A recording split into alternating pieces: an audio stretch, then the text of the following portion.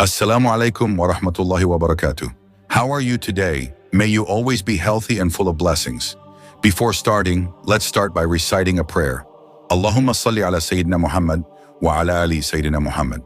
May this prayer be a way for us to get intercession from the Prophet Muhammad sallallahu alaihi wasallam on the Day of Judgment. Ameen. Hello Muslim friends, meet again with the Robe Story channel. Before we continue, it would be nice if we support this channel by clicking the subscribe, like, comment, and share buttons. Come on, let's listen to the story. Los Angeles is a city that never sleeps. Every day, the hustle and bustle of urban life echoes on every street corner. But the beginning of summer feels different. The air is drier than usual, and the Santa Ana winds blowing from the desert create a tense atmosphere. Weather experts have warned that conditions like this are the perfect recipe for a fire disaster. On June 10th, a small fire appeared in the Malibu forest area.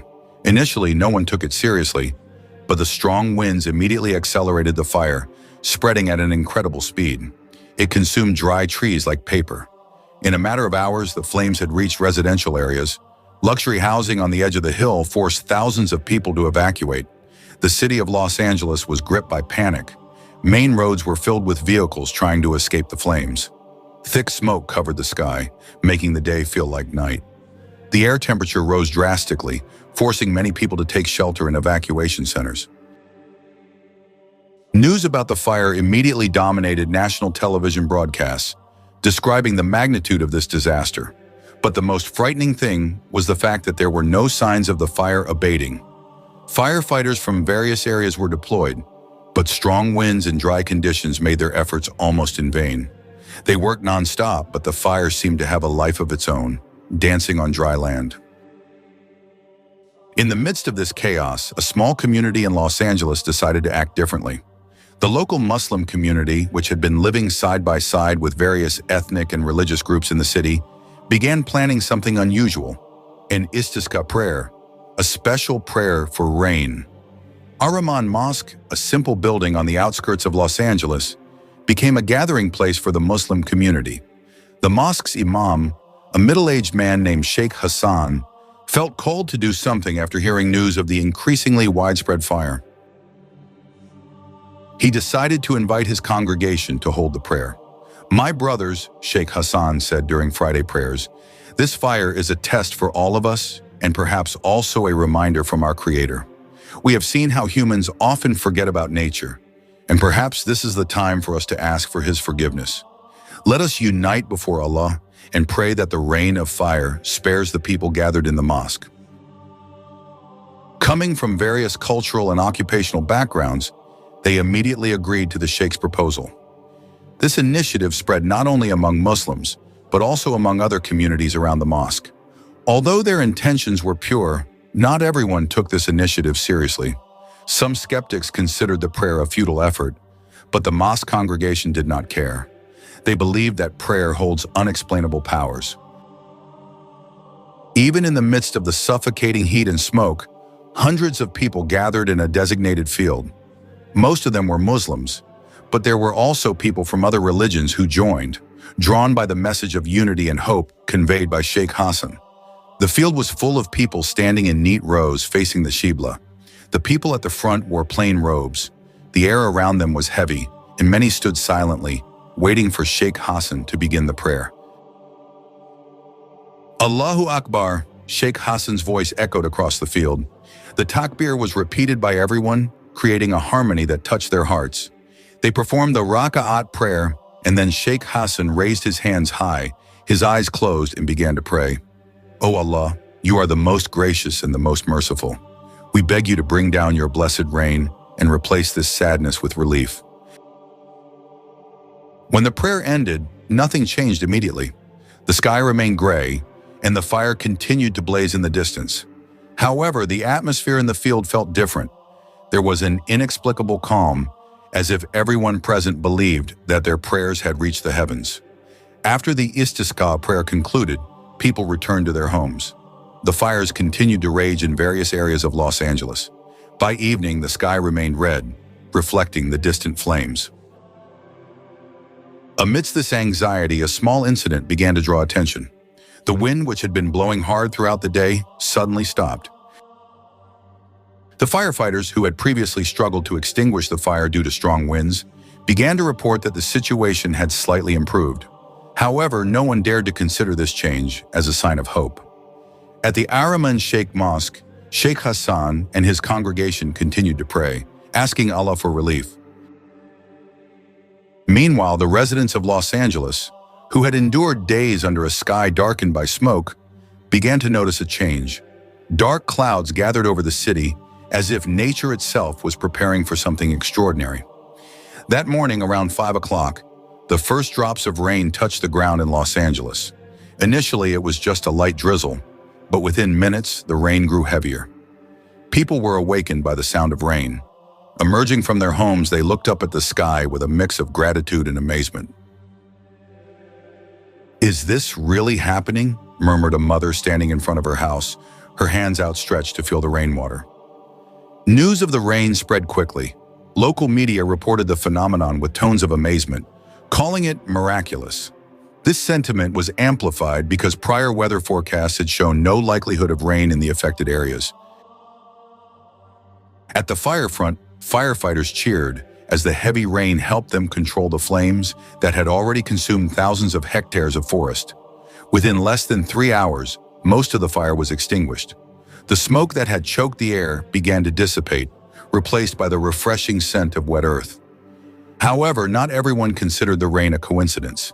At the Araman Mosque, Sheikh Hassan and his congregation viewed it as a divine response to their prayers. "Allahu Akbar," exclaimed Sheikh Hassan, his voice trembling with emotion. "Allah is all-hearing. He has answered our prayers." The congregation, moved by his words, shed tears of gratitude, marveling at the power of God in managing the universe. The sudden rainfall quickly became the talk of the city. Many regarded it as a miracle, while skeptics sought scientific explanations. Meteorologists theorized that the rain resulted from sudden changes in air pressure, but they could not pinpoint the exact cause. On social media, the story of the Istisqa prayer held by the Muslim community of Los Angeles went viral. Photos and videos of the event circulated widely, sparking various reactions. Some praised the sincerity of the Muslim community, while others dismissed the event as mere coincidence. Amid the debates, one undeniable truth remained. The rain had saved Los Angeles from a larger disaster. In an interview with a local television station, a firefighter expressed his thoughts. "I don't know what caused this rain," he said, "but I know that without it, we probably wouldn't have been able to control the fire. Whatever the cause, I am grateful that Sheikh Hen, who was previously only known in small circles in the community, has become a figure who is respected by many people. Thank God he is in the city of Los Angeles. The city is starting to recover from the disaster of the road. The road that was previously filled with smoke and fire is now wet with rainwater." The firefighters, who were previously exhausted and almost desperate, can now rest with a smile of relief. However, the impact of the fire is still felt. Thousands of houses were burned down, leaving many families homeless. Evacuation centers are still filled with people, and many are trying to find a way to restart their lives. In the midst of this situation, the Araman Mosque community stepped forward. "In our mosque, we asked for Allah's guidance, and He has granted us strength." The mosque was greeted with enthusiasm. In a short time, it became a distribution center for aid.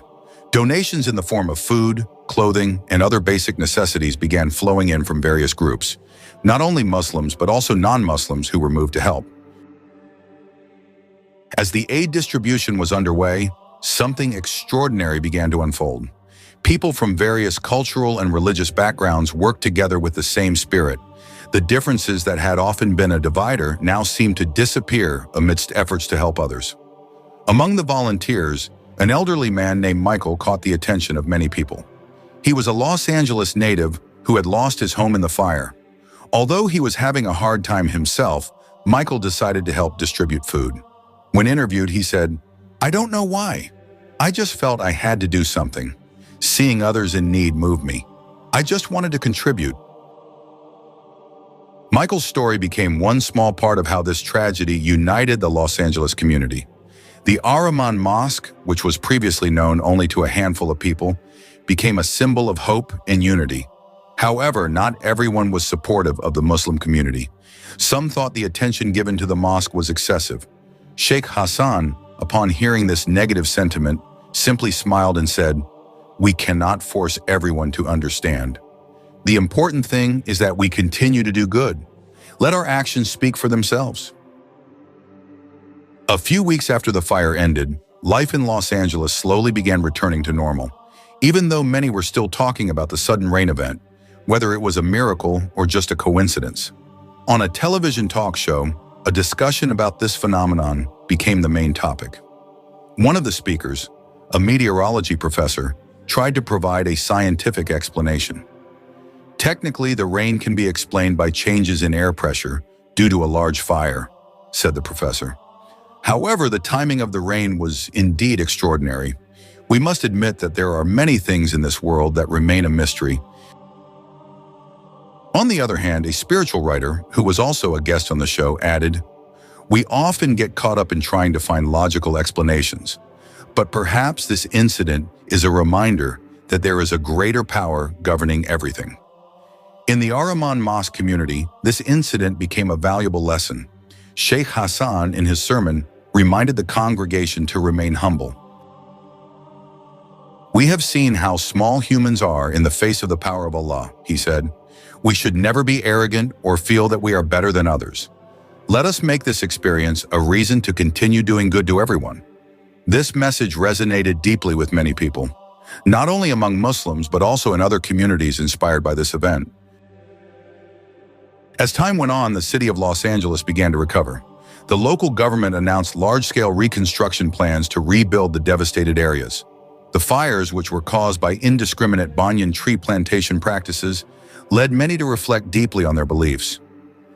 "I'm not a religious person," said a colleague, "but being in the midst of a crisis like this makes me wonder. Maybe there's something more to this." Interest in studying Islam increased significantly. The Ar-Rahman Mosque expanded its activities by holding classes on cultural tolerance and Islamic values. Meanwhile, Sheikh Hassan continued to remind everyone, "All praise and honor is not for us. We are merely intermediaries. All this is the will of Allah. Our task is simply to strive to be the best we can be." On the other side, relationships between communities in Los Angeles underwent a major transformation. What was once a disaster became a turning point, a moment remembered for strengthening unity.